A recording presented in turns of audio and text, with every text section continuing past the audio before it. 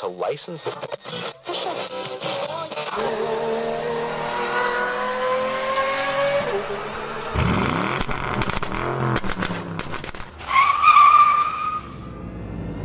Meep, meep.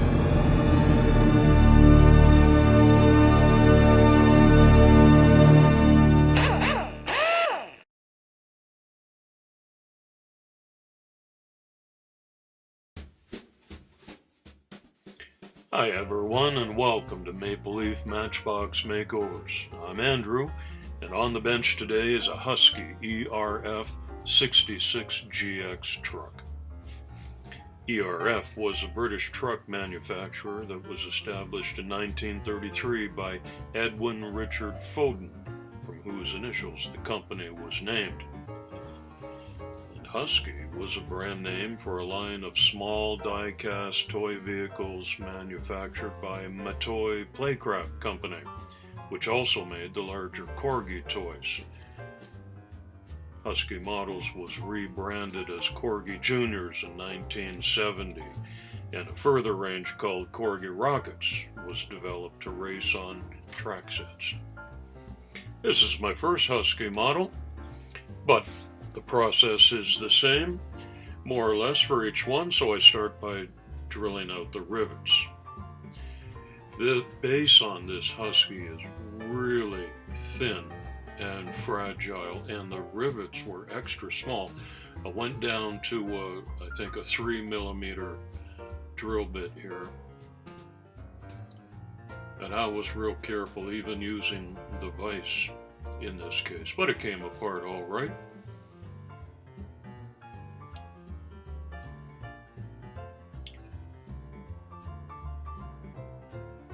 The cement mixer, so I popped off the barrel. The back, that was pretty easy. It was just a pressure on there, no locks, no screws, no rivets. Tinted green windshield came out, and it was in pretty good shape.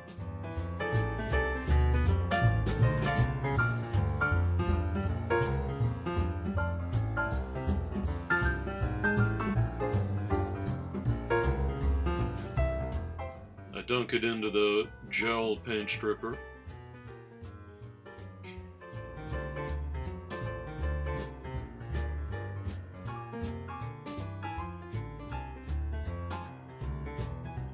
Put a lid on that to keep the fumes to a minimum, and I usually leave that for 10 or 15 minutes. It's sufficient. And while we're waiting for the paint to peel off,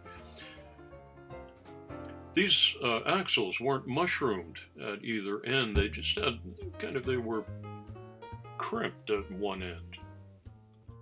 And so I just went in the opposite direction and unsqueezed these hard as I could with the pliers. And this is just a gentle pull, not difficult.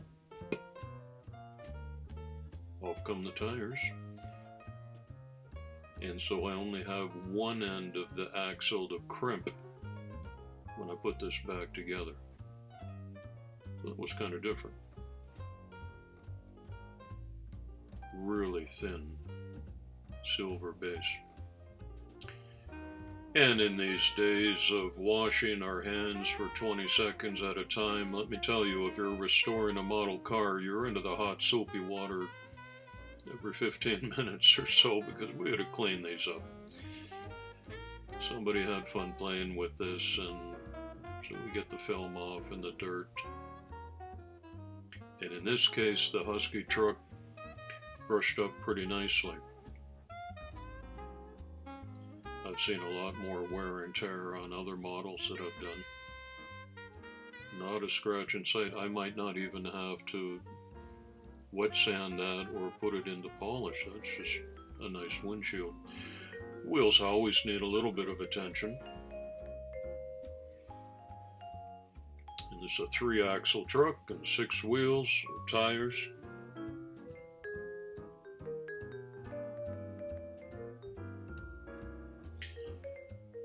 And there were no nicks or burrs on those, so I think we'll reuse those for sure. Well, let's see how we made out. And you can see right away there's hardly any bubbling on the surface of that. 20 minutes is usually more than enough time to melt the paint right off, but I'm going to tell you in this case, hardly any kind of impact at all. And my solution was leave it in there. We'll seal that up and go back to work on something else and give it a good long soaking.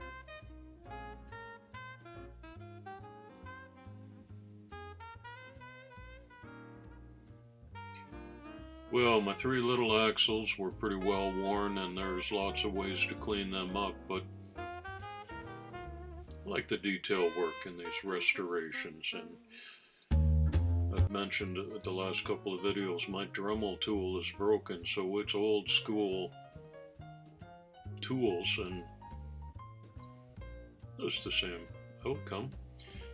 One of the axles was bent a little bit, so I just rolled it on top of the hammerhead and tapped it out and straightened it. So there they are, clean, straight, reusable.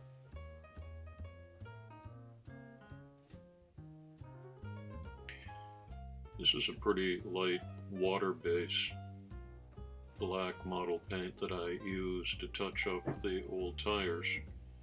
No need to order a new set when you can really quickly clean them up like this.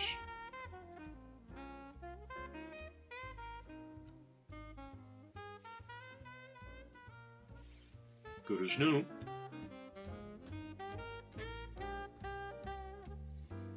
So, I'm going to say that was about 90 minutes in the dunk tank.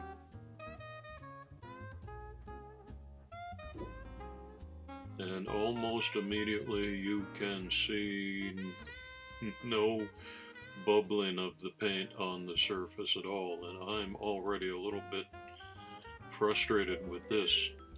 That should just peel right off to bare metal, and it doesn't.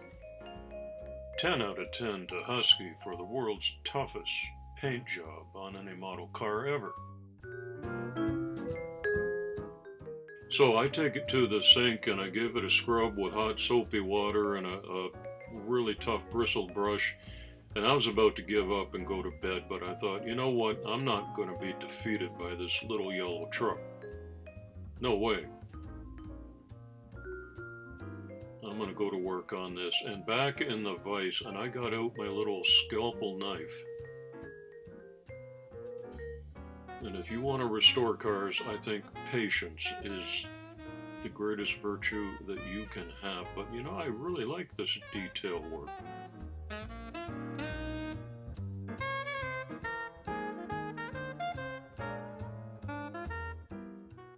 After a lot of scraping and a whole lot of time with the old brass brush, I gotta say that looks okay.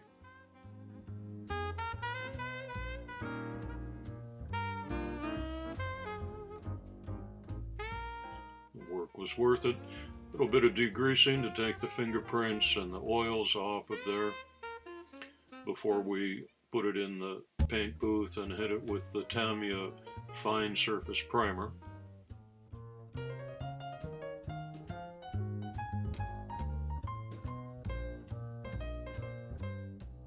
So, what do I do after scraping all that yellow paint off for hours? Paint it yellow.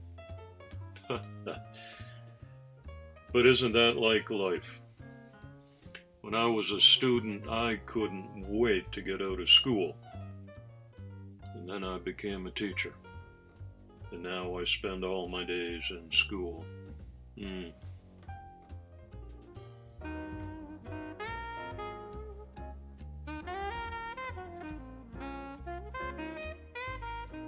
The mixing barrel got a shot of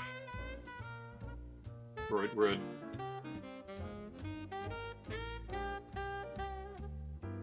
And then I got out the fine brushes and did some detail work on the exterior. I watch a lot of restoration videos and I pick up tips here and there. And this is one that I wanted to try. This is the same water-based model paint. It's not enamel, and I put a little bit of thinner in there, even so, just to really make it a tire wash. And mix that up, and what I'm going to do is hit this bright silver base on the bottom that will show. So it's not going to be chrome paint, it's not going to be matte black, it's just giving it a weathered look, and I was happy with how that turned out. So I might do that again.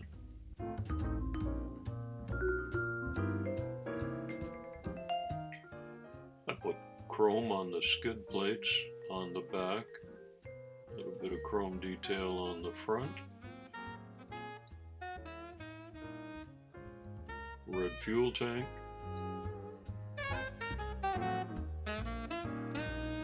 and we're ready to put it back together.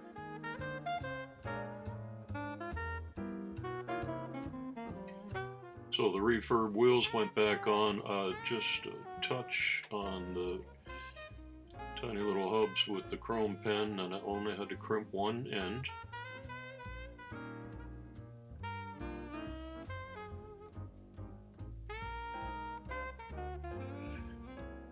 The barrel just popped back on with a press.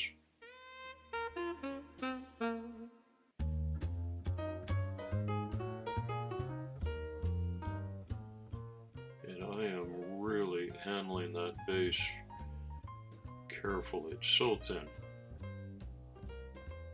And I popped it back into place with a press. And the posts were too thin to drill and tap, so I'm just going to put a drop of epoxy in those spots to make sure that holds on well. So here's a look at the little yellow truck from every angle.